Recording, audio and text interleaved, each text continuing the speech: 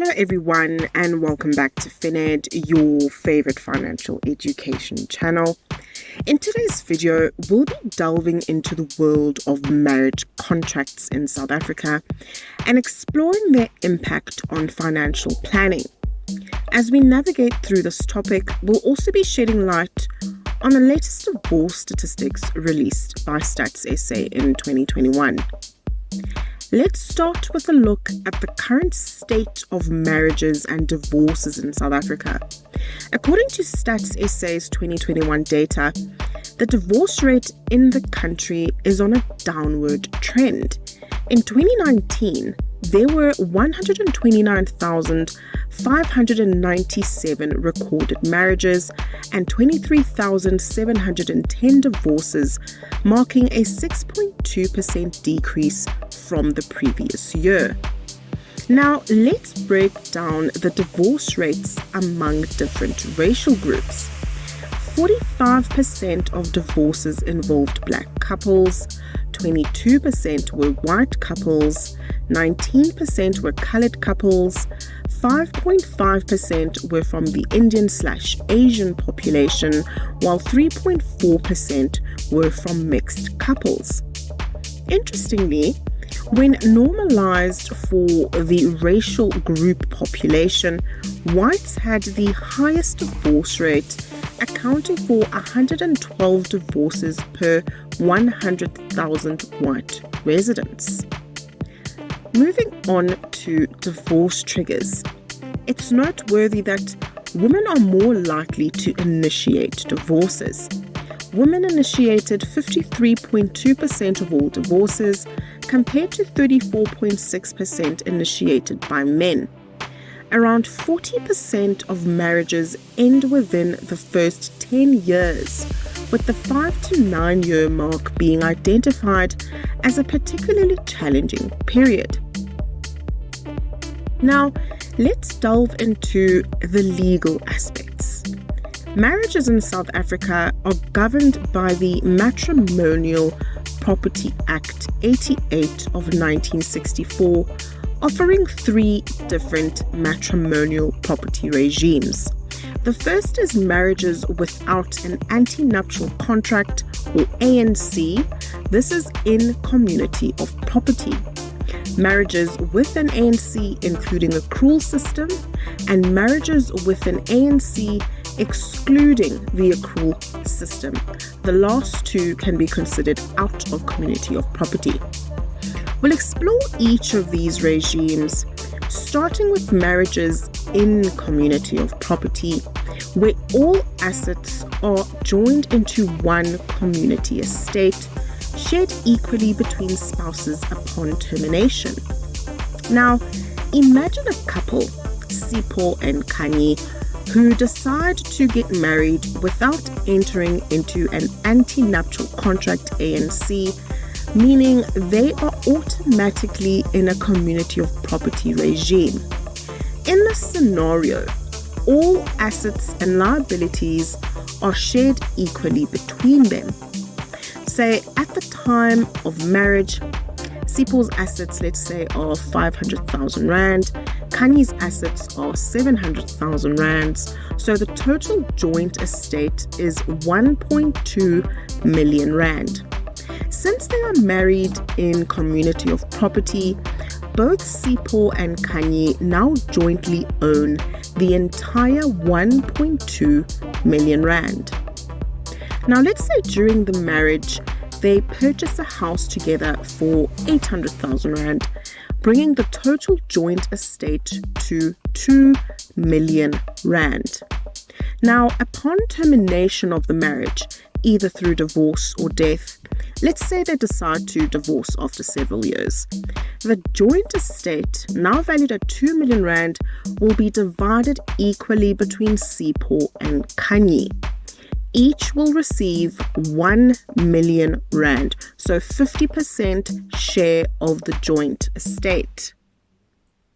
Even if one contributed more to the marriage or acquired more assets individually, the community of property regime ensures an equal distribution.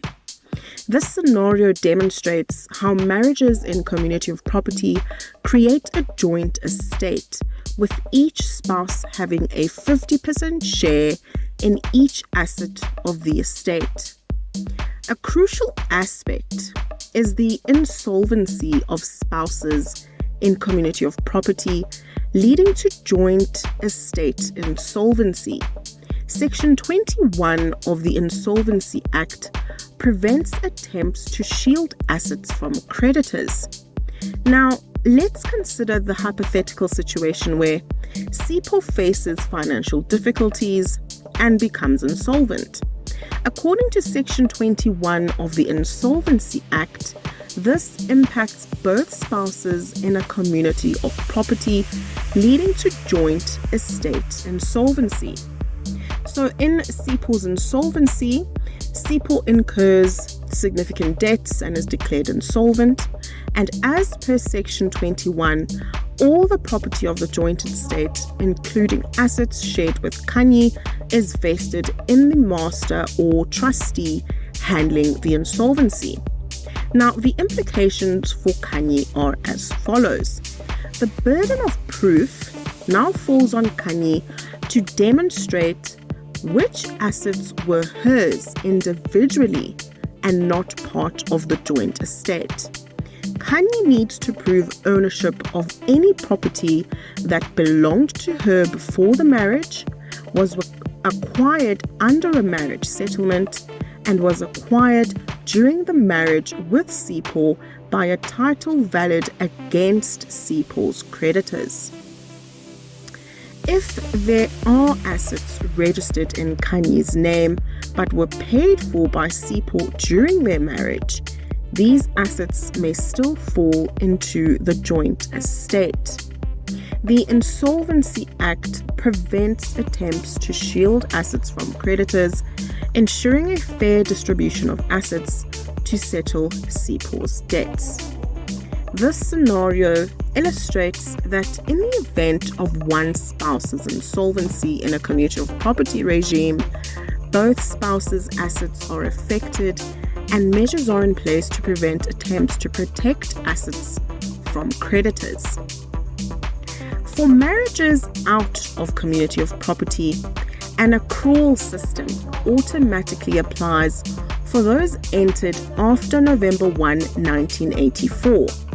Financial planners must consider potential accrual claims in estate planning, emphasizing the importance of early planning through ANCs. For couples who chose an anti-nuptial contract ANC with an accrual system, this means that their assets and liabilities are kept separate during the marriage. However, at the dissolution of the marriage, the accrual system comes into play. The wealth acquired by each spouse during the marriage is shared equally, ensuring fairness and addressing imbalances. Let's meet Sarah and James, a couple who decided to enter into an anti-nuptial contract ANC with an accrual system before getting married. In this scenario, their assets and liabilities are kept separate during the marriage, but the accrual system comes into play at the dissolution of the marriage. So let's say at the time of the marriage, Sarah's assets were 600,000 Rand, James's assets were 800,000 Rand, so the total separate estates amount to 1.4 million Rand. Each spouse maintains ownership of their individual assets and their financial affairs are separate. Now, let's say during the marriage, they both continue to work and accumulate wealth individually. Sarah's assets grow to 800,000 Rand and James's assets grow to 1 million Rand. Now, upon termination, which is through divorce or death of one of the spouses during the marriage, let's say they decide to divorce after several years. The accrual system now comes into play to address the wealth imbalance. Sarah's total wealth is 800,000 Rand, James's total wealth is 1 million Rand. The difference in their wealth is 200,000 Rand. According to the accrual system, this amount is shared equally between them. So that means each spouse receives an additional 100,000 Rand to ensure a fair and equal division. This scenario demonstrates how the antenuptial contract with an accrual system allows spouses to maintain separate estates during the marriage. Still, at the dissolution, the accrued wealth is shared equally, addressing imbalances and ensuring fairness. Now, let's consider another hypothetical couple, Alex and Morgan, who have chosen to enter into an antenuptial contract ANC, excluding the accrual system before getting married. In this scenario, their assets and liabilities are kept entirely separate during the marriage, and there is no sharing of accumulated wealth at the dissolution of the marriage. Let's say at the time of the marriage, Alex's assets were 700,000 Rand, Morgan's assets were 900,000 Rand.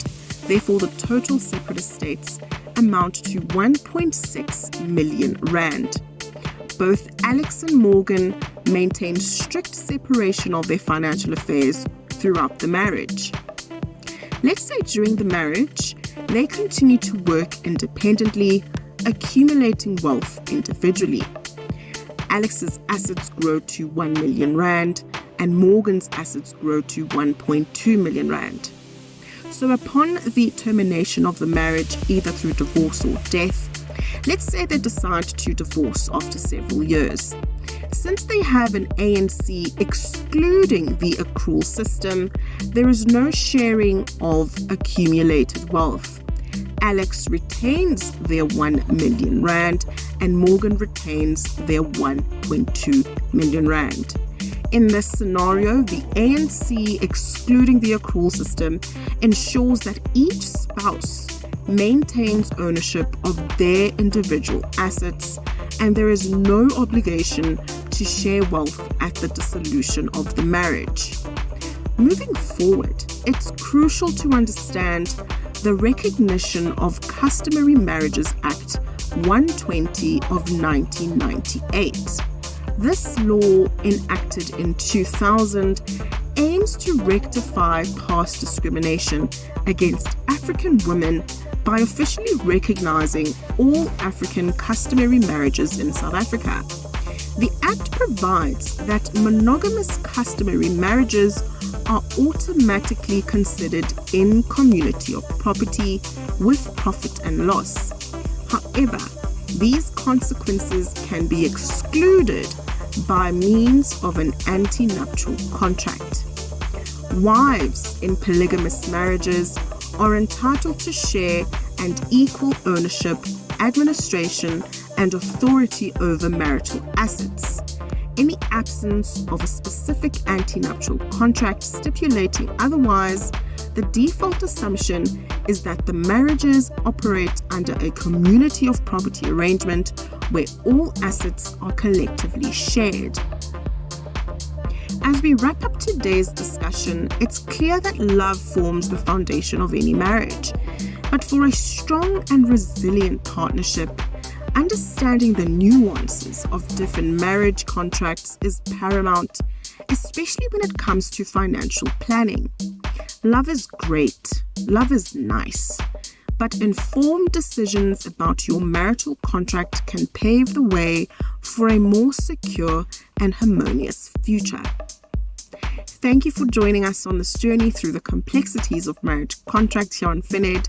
If you found this information valuable, take a moment to hit that like button, share it with others who might benefit, and don't forget to subscribe for more insightful content. Your support empowers us to bring you valuable knowledge that you can shape your financial future with. Thank you so much for watching. We'll see you in the next video.